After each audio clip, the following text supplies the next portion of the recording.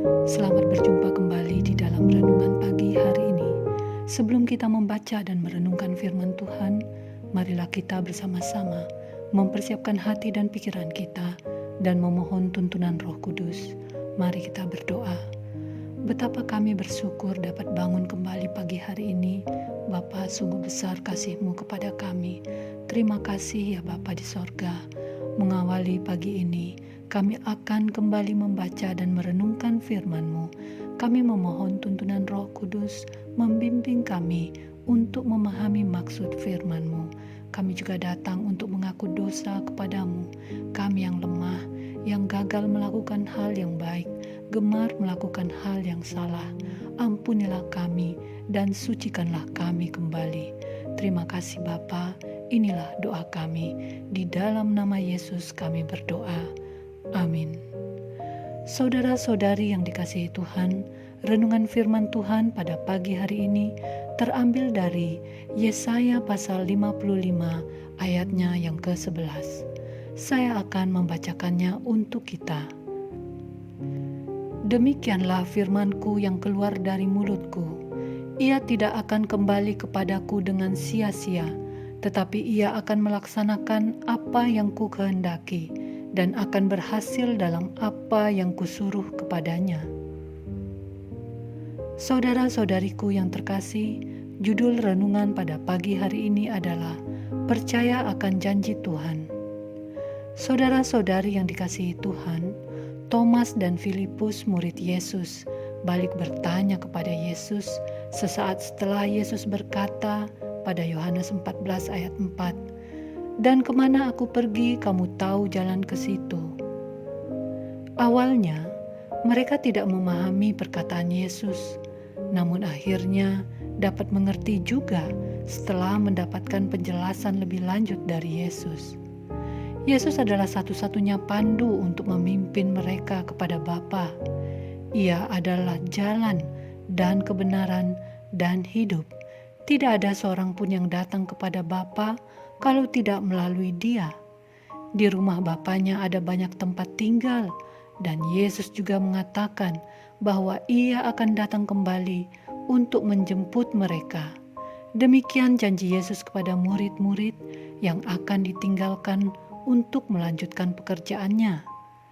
Saudara-saudari yang dikasihi Tuhan, apa yang dipesan atau dijanjikan Yesus kala itu adalah janji yang berlaku pula sampai sekarang ini.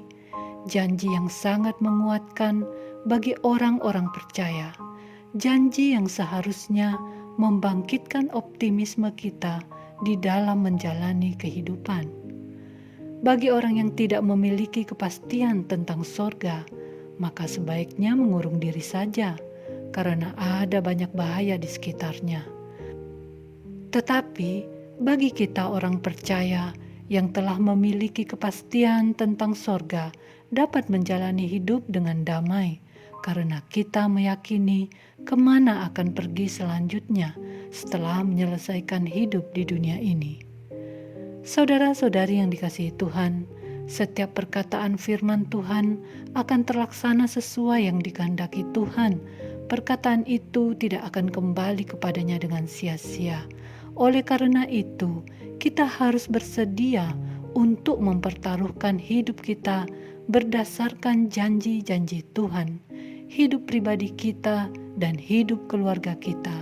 Kekhawatiran kita hanyalah menunjukkan bahwa kita tidak sepenuhnya mempercayai Allah, padahal Allah ingin kita mempercayainya dengan menyerahkan segala kekhawatiran kita.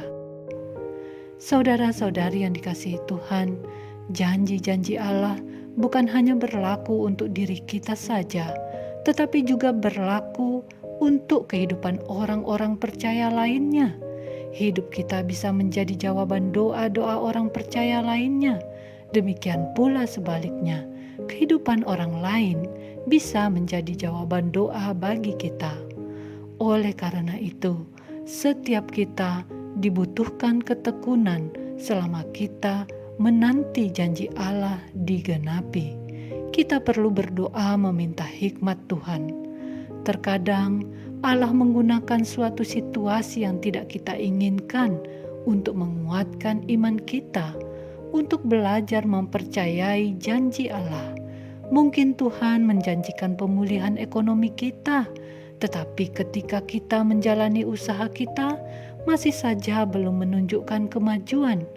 Kita harus tekun dan terus mencari Tuhan untuk menemukan kehendak-Nya. Saudara-saudari yang dikasihi Tuhan, percaya akan janji Tuhan mengarahkan kita untuk bergantung hanya kepada Allah saja. Kita akan terus mengikuti arahan-Nya, tidak berhenti bertekun hanya karena tidak melihat tanda-tanda, melainkan tetap melangkah dengan setia, terus berdoa dan mengucap syukur kepada Allah untuk siap melakukan karya yang lebih besar bagi Allah. Demikianlah renungan pada pagi hari ini. Tuhan memberkati. Kita akan menutup renungan dalam doa, tetapi jika saudara ingin didoakan secara khusus, hubungi email kami.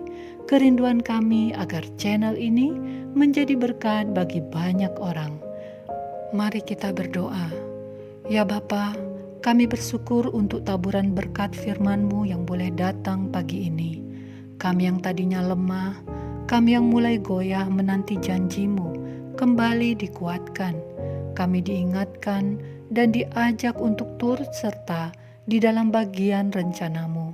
Maka kami harus bertekun, kami harus percaya akan janji-janji-Mu yang pasti terlaksana seturut waktu dan tempat yang telah Engkau tetapkan.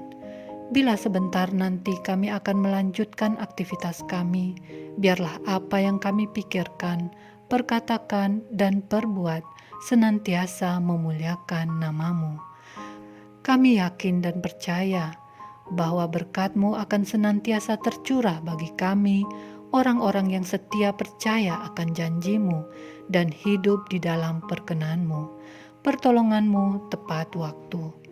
Inilah doa kami kepadamu Bapa, yang kami panjatkan hanya di dalam nama Tuhan Yesus Kristus, Juru Selamat kami. Amin. Saudara-saudari, mulailah harimu, kiranya kasih dan anugerah Tuhan senantiasa melimpah di dalam kehidupanmu. Muliakanlah Tuhan di dalam setiap aktivitasmu, dan jadilah saksi hidup bagi firman-Nya. Roh Kudus menyertai kita semua. Sampai berjumpa kembali di renungan berikutnya. Tuhan Yesus memberkati.